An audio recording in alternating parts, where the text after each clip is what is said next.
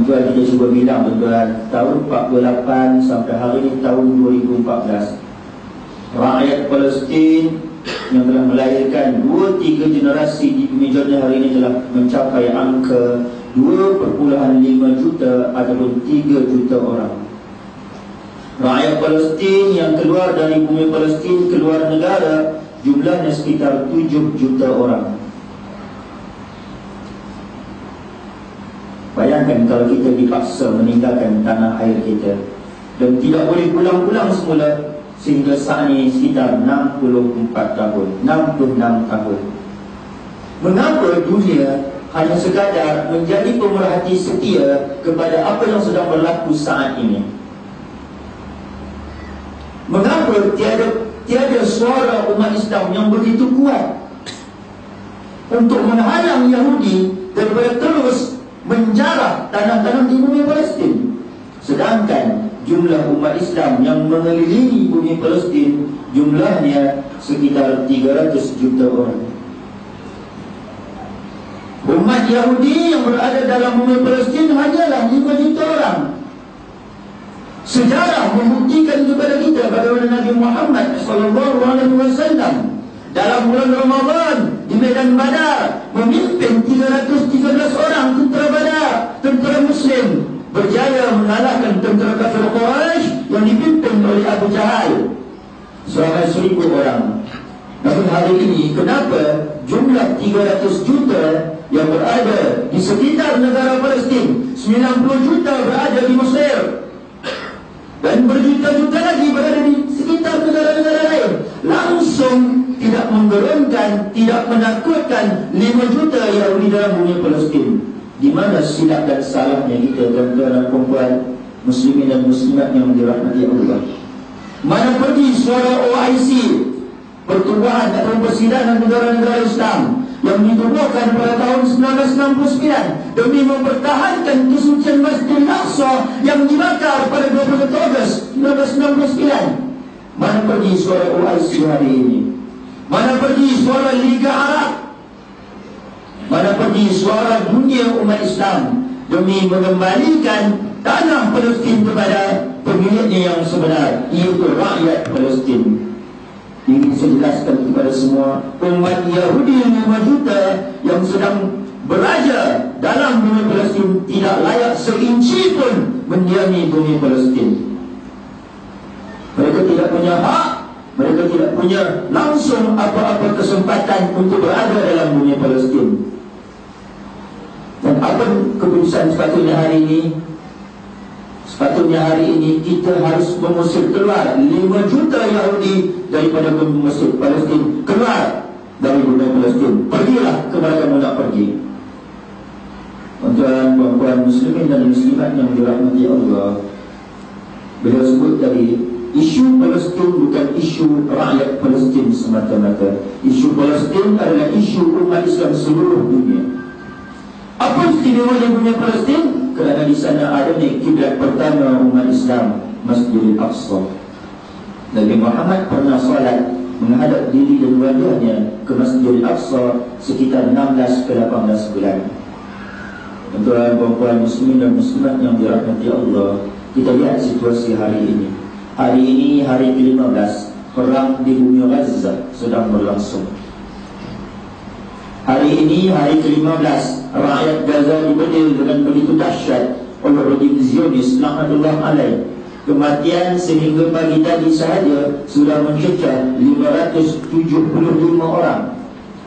Kecederaan sudah menghampiri angka 4,000. Bangunan yang musnah, masjid yang runtuh, hospital yang hampir roboh sudah mencecah hampir ribuan.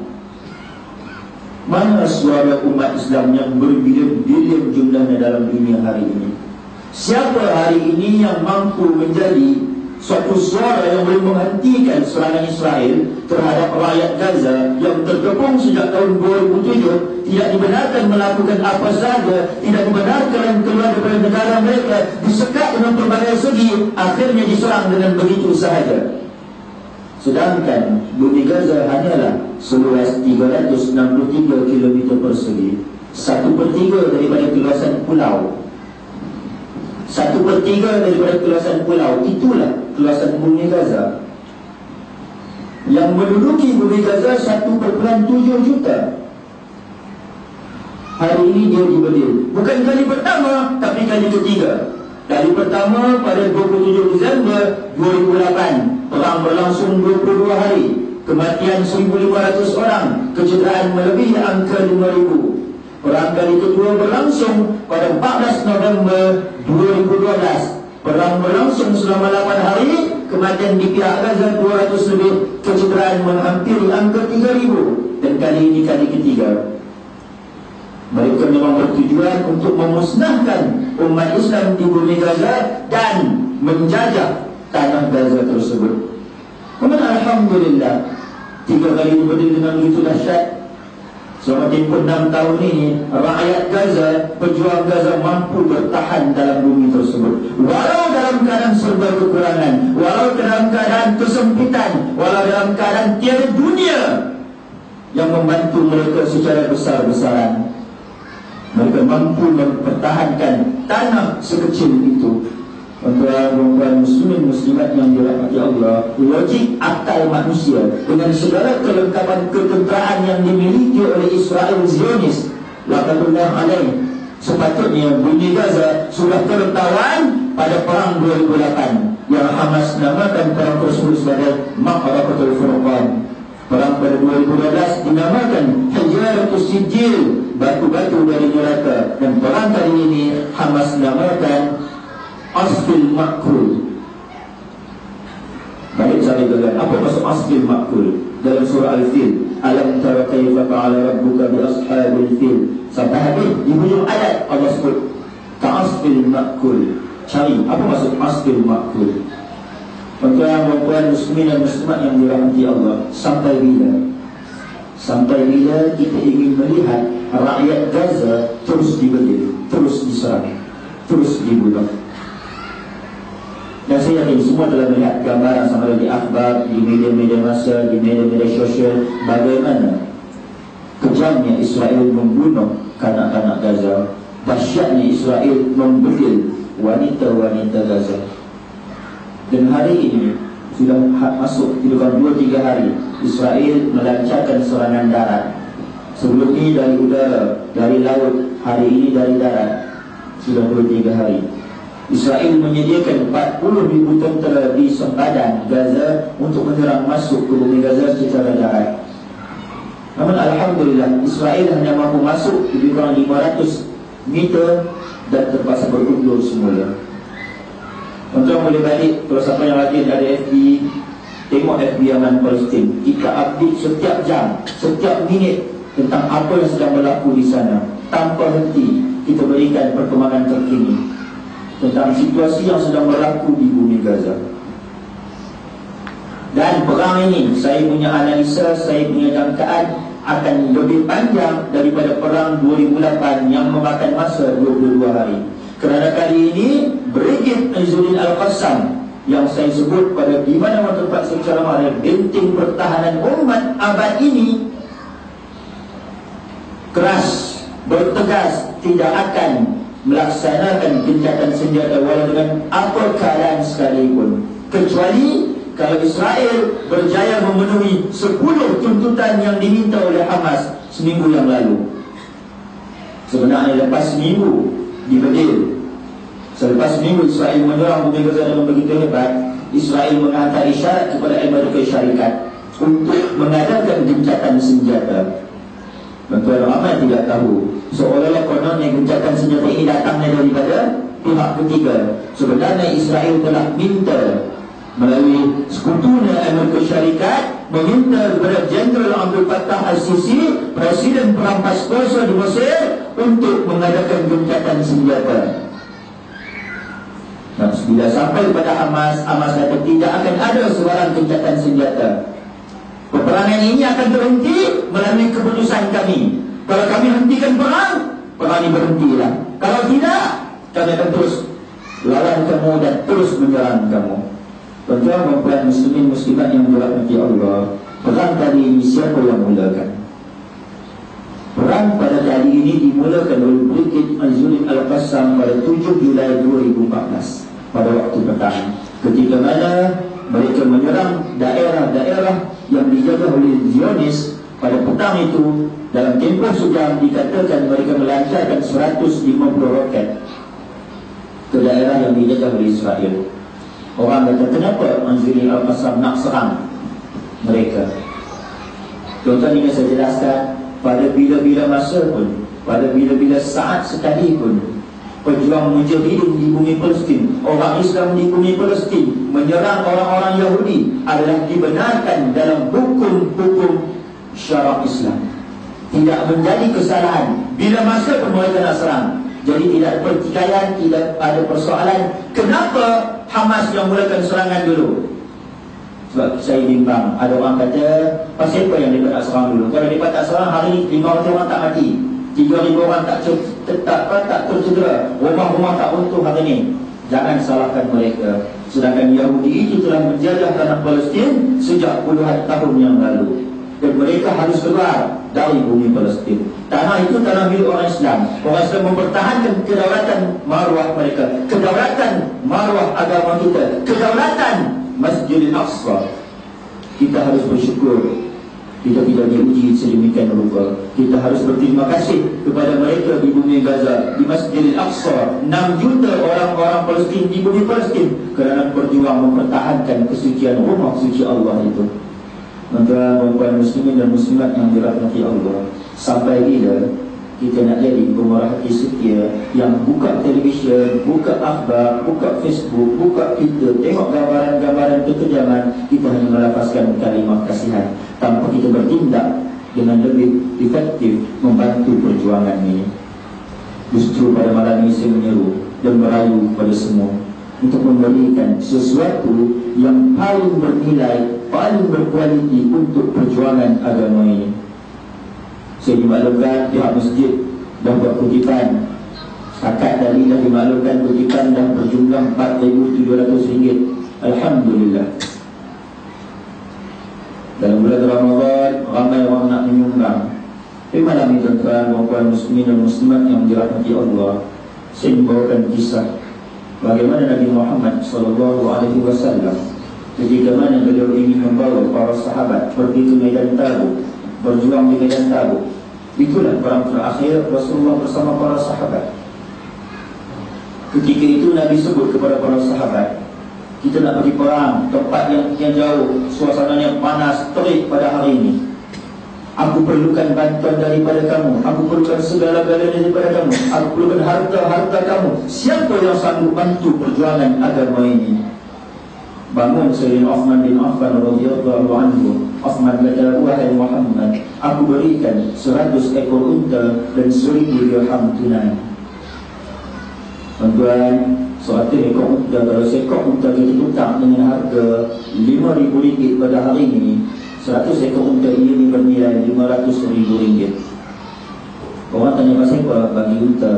Unta itu untuk digunakan sebagai bekalan makanan di pertengahan perjalanan. Berhenti di stesen mana-mana, unta disembelih untuk dijadikan habuan makanan tentera-tentera Islam. Berbondong-bondong sahabat bagi sumbangan. Esok Nabi jumpa lagi para sahabat. Nabi kata, apa yang ada, apa yang diberikan semalam masih juga belum mencukupi. Aku perlukan lebih lagi daripada apa yang ada pada saat ini. Bangkit sekali lagi Sayyidina Uthman bin Affan radhiyallahu anhu.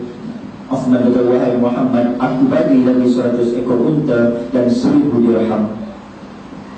Tuan-tuan muslimin dan muslimat yang dirahmati Allah, begitu hebat pengorbanan para sahabat.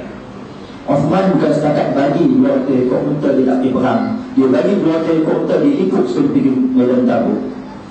Hari ini saya bukan nak ajak tuan-tuan di perang dengan Yahudi. Hari ini saya minta tuan-tuan bagi sumbangan yang paling bernilai, paling berkualiti. Mungkin inilah sumbangan terakhir kita buat agama ini. Mungkin lepas kita keluar dari masjid ini, kita accident ataupun jatuh, berkorban menemui Allah Subhanahu wa ta'ala, dan baru saat-saat kita bagi sumbangan RM200, dan mungkin itulah Allah nilai RM200 yang paling berkualiti sepanjang hayat kehidupan kita untuk jihad agama ini. Mungkin dengan 200 ringgit itulah kita masuk syurga Allah Subhanahu wa ta'ala.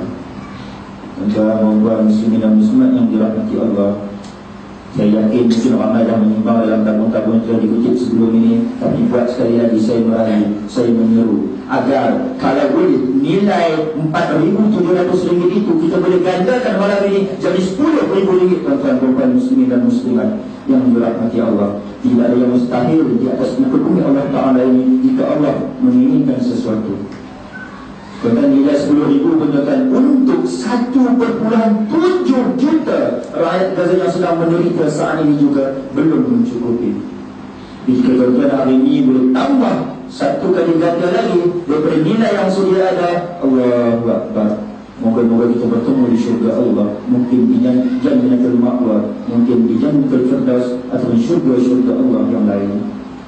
Jadi malam lebaran saya bukan nak cabar tuan-tuan dan puan, tapi saya nak tuan-tuan dan puan cabar diri sendiri berapa pengorbanan kita pada malam ini yang boleh kita curahkan buat rakyat Palestin. Kita bukan nak bertempur dengan Yahudi, kita nak bertempur malam ini dengan hawa nafsu kita. Berapa dalam keadaan kita nak menyambut Idul Fitri tak sampai seminggu lagi, keperluan hari raya juga nak dibeli, berapa kita sanggup korban? Kita bukan nak korban diri kita, tapi nak korban buang tunai saja. Sanggup tak? Makcik-makcik, kakak-kakak di belakangnya, adik-adikku sekalian, sanggup tak malam ni kalau saya cabar makcik-makcik, kakak-kakak keluarkan barang emas untuk perjuangan agama suci ini? Sanggup tak? Boleh tak fikirkan kita nak buat 4 rakaat lagi, witir 3 rakaat, 7 rakaat lagi ni, sambil-sambil kita fikirkan. Boleh tak aku tarik cincin, aku buat satu untuk bagi pada perjuangan agama ini? Mungkin kita sayang cincin kita itulah pemberian suami kita 30 tahun yang lalu.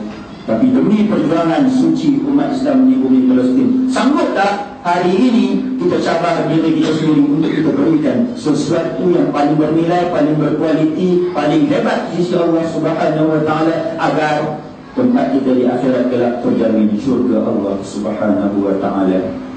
Jadilah kita seperti mana seekor burung yang hidup zaman Nabi Ibrahim AS. Ketika mana burung ini melihat Ibrahim dibakar oleh api yang marak menyala, dia pergi mengambil air dengan paruhnya dan menitiskan ke dalam api tersebut berulang-ulang kali, sehingga dia bertemu dengan seekor burung yang lain. Kata burung tersebut, wahai burung, apa yang kamu buat ini tidak mampu memadam api yang sedang marak membakar Ibrahim AS. Apa jawab burung tadi? Wahai burung, aku mengerti apa yang aku buat ini mungkin memang tidak akan mampu memadam api tersebut. Namun di akhirat kelak ketika Allah tanya aku, wahai burung, apa kamu buat ketika mana kamu lihat Ibrahim dibakar? Aku ada jawapan di hadapan Allah. Wahai Allah, aku telah berusaha sedaya upayaku dengan paruhku yang kecil ini. Aku mengambil air setitis demi setitis, aku titiskan ke atas api-api itu, dan itulah usaha yang mampu aku lakukan. Tuan-tuan, burung tadi ada jawapan di hadapan Allah. Apa jawapan kita? Kalau Allah tanya kita, wahai fulan bin fulan, apa kamu lihat ketika kamu lihat Gaza dibakar? Apa kamu buat ketika kamu lihat Gaza dibunuh? Apa kamu buat ketika rakyat Palestin ditindas? Wahai umat Islam seluruh dunia, tuan-tuan muslimin muslimat yang dirahmati Allah, berikanlah pada hari ini sesuatu yang mungkin yang akan menjadi jawaban kepada kita di akhirat kita di hadapan Allah Subhanahu wa ta'ala.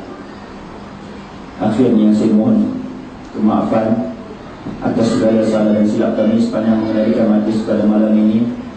Yang baik datang daripada Allah Subhanahu wa ta'ala, yang datang daripada kelemahan iman saya, kami semua selaku hamba Allah yang hina di sisinya.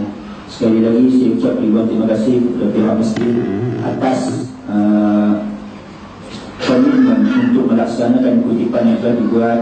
Kemudian dikatakan ada kerjasama dengan PPS, dan mungkin kerjasama dengan badan-badan lain. Saya ucap terima kasih kepada semua yang telah mengendalikan majlis ini, semua yang telah merealisasikan kutipan pada malam ini menjadi sesuatu yang bermakna, insya-Allah. Moga-moga kita dapat apa yang disebut barang siapa yang membekalkan dana, yang membiayai mujahidin fi sabilillah, samalah ganjaran dia dapat dengan mujahidin tersebut.